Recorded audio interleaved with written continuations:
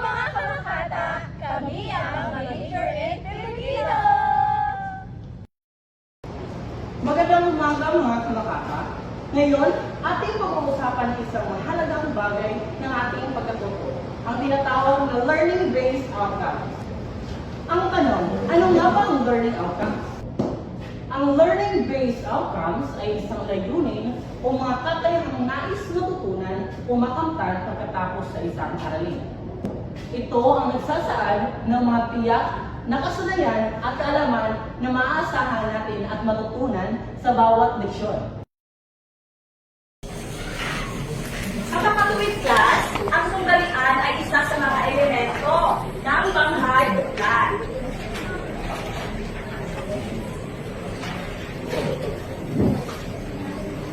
So ito ay ang pakikipagsapalaran ng mga tauhan laban sa kanilang mga suliranin o problema. At ayon nga sa referensya class, kung walang tunggalian ay wala na class. Diba kung ang tunggalian sa una nating talakayan, diba ang tunggalian ay ating napanood, naririnig o nabasa na mga pelikula na o mga teleserye o mga kwento. Kung kaya kung walang tunggalian ay wala kwento, mahusay. Kung walang tunggalian ay wala ring kwento. So ang tunggalian din class ay may apat na elemento o uri. Ano nga yung class? Una? Tao laban sa tao. Pangalawa? Tao laban sa sarili. Pangatlo? Tao laban sa sarili. At ang pang-apat naman? Tao laban sa sarili. Mahusay. Talagang nakuha ninyo ang punto ng ating talakayan ngayon. So pag sinabi natin na tao laban sa tao class, ibig sabihin, ang tunggalian na ito ay laban ng isang tauhan sa iba pang tauhan. Nalinaw ba? Ulitin ko class ha, pag sinabi natin tao laban sa tao, ibig sabihin, ang tunggalian ay laban ng isang tauhan sa iba pang tauhan. Okay? Maliwanag? At pag sinabi naman natin tao laban sa sarili, dito class, ito ay ang panloob o pansarili tunggalian. Panloob o pansarili tunggalian. At ang tao laban sa kalikasan naman class, ito ang mga pangunahing elemento dito or ang mga pangunahing tauhan ay naaapektuhan ng mga pwersa ng ano? Kalikasan ba ayos? Talagang nakikinig ang mga mag-aaral ng grade 9. At saka at ang huli class, tao laban sa lipunan, ibig sabihin, itong mga tauhan o pangunahing tauhan ay lumilihis sa mga makalipunang pamantayan. So dito class, ito ay maaaring mangyari umaganap kung sadyang tinakalipunan ng mga pangunahing tauhan ang makalipunang pamantayan. Naintindihan ba class? Malinaw ba? May mga katanungan ba? Ayan, dahil yan class ay talagang nakuha ninyo ang punto ng ating mga talakayan ngayon. At dahil dyan ay walang panganasin ang ating lahat sa isip.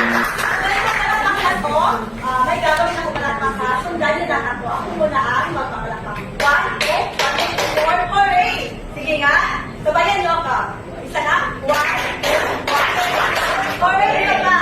1, 2, 3, hooray! Mahusay, talagang napakatalino at mahusay ang mga mag-aaral ng grade 9. So kayong class, dahil wala na kayong mga katanungan, at talagang naiintindihan nyo na ang ating talakayan ngayon tungkol sa tunggalian at apat na elemento nito, ngayon naman ay hinihiling ko sa inyo na kunin nyo ang inyong mga kwaderno. Okay? At ito ay ating magiging takdang aralin kinabukasan. Okay? Isulat ito class sa inyong sa isang buong papel. So dito class ay pumili kayo na eksena na inyong napanood or pinanonood ng mga teleserye o pelikula na kung saan may mga tunggalian ng tao laban sa tao at tao laban sa lipunan. Okay? At sundin lamang itong chart class na nakikita dito upang sagutan ang mga katanungan. Maliwanag ba? May mga katanungan pa ba? Okay, dahil dyan class ay hinihiling ko sa lahat na tayo ay magsitayo at hinihiling ko na si Pinipining Natalie ang magbigay ng pangwakas na panalangin.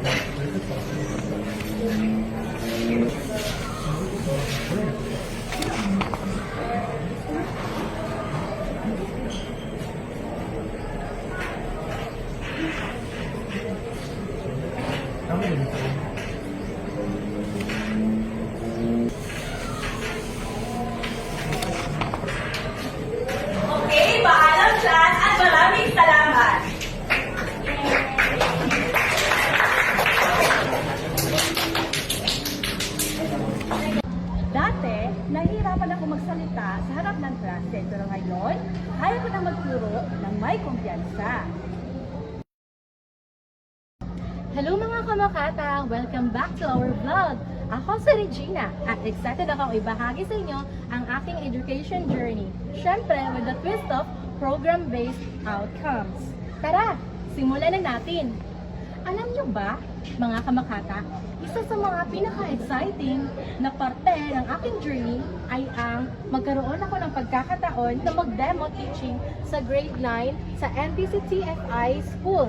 Grabe, ibang level yung experience na yun. Hindi lang ako natuto, pero talagang na-challenge ako na gamitin ang natutunan ko mula sa program-based outcomes.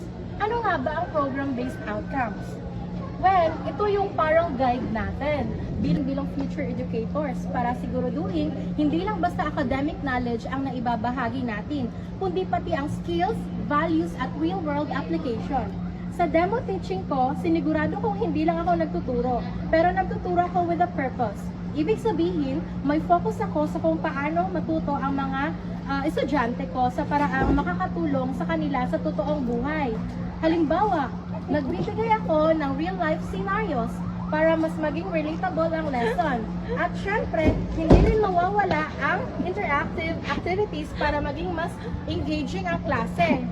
Sa makikita nyo sa video na to, masayang nakikihalubilo ang mga estudyante base sa aking estilo ng approach. Ginamitan ko rin ito ng tatlong mahalagang learning applications na ang cognitive, affective at psychomotor. Nang sa gayon ay mas malalawakan ang aking pangunawa kung paano ko i-handle ang lahat ng estudyante. Sa totoo lang, sobrang fulfilling na experience na yun.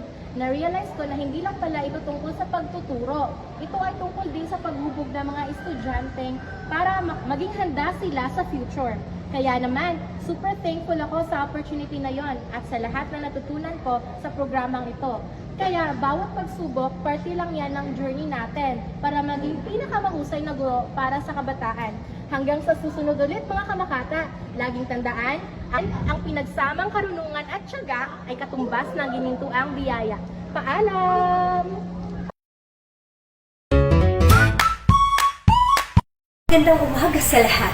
Ako po si Mary Cris Cartalia, isang future guro sa Filipino.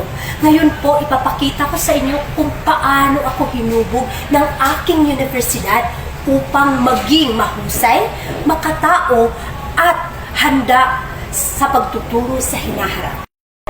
Sa pang-akademikong kahusayan, paano kami tinuruan upang maging eksperto sa Filipino? So sa aming programa, malalim naming pinag-aaralan ang wika, panitikan at istruktura ng Filipino tulad nito. Dahil maraming tao Sa papahusay din namin ang aming pagsasalita at pagsusulat sa Filipino sa pamamagitan ng talakayan at pananaliksik. Pangalawa, mapanuring pag-iisip at inobasyon. Paano ba kami hinuhubog bilang isang malikhain at mapanuring guro? Hindi lang sapat na magturo.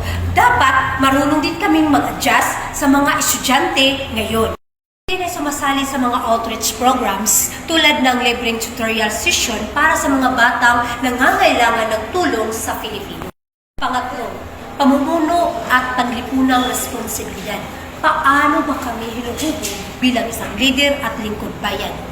Bilang isang guro, hindi lang kami nagtuturo, dapat rin kaming maging inspirasyon sa iba.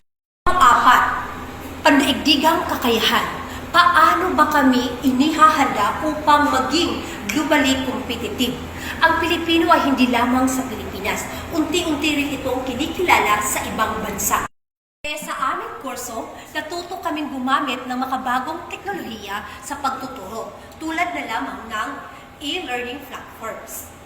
Dahil dito, natuto rin kaming gumamit ng bilingual teaching strategies para makapagturo hindi lamang dito sa Pilipinas, kundi maging sa ibang bansa. Panglima, etikal at moral na integridad. Bilang guro, paano namin isasabuhay ang integridad at etikal?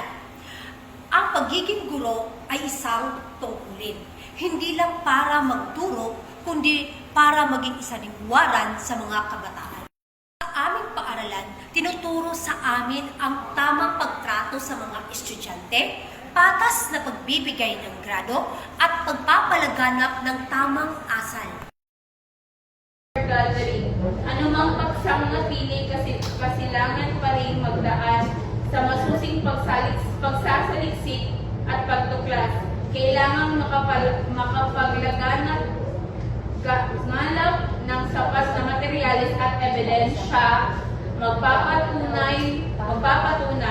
Bukod sa ating sariling karanasan, maaari tayo magsaliksik sa journal, magazine, encyclopedia,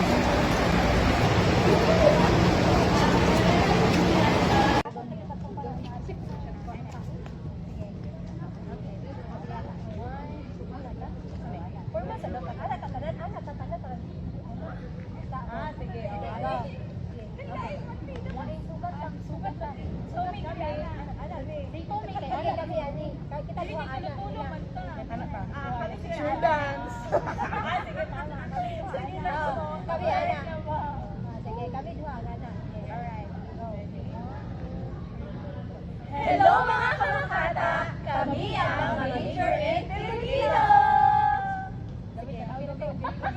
Ending na po, ending. Ending tayo ko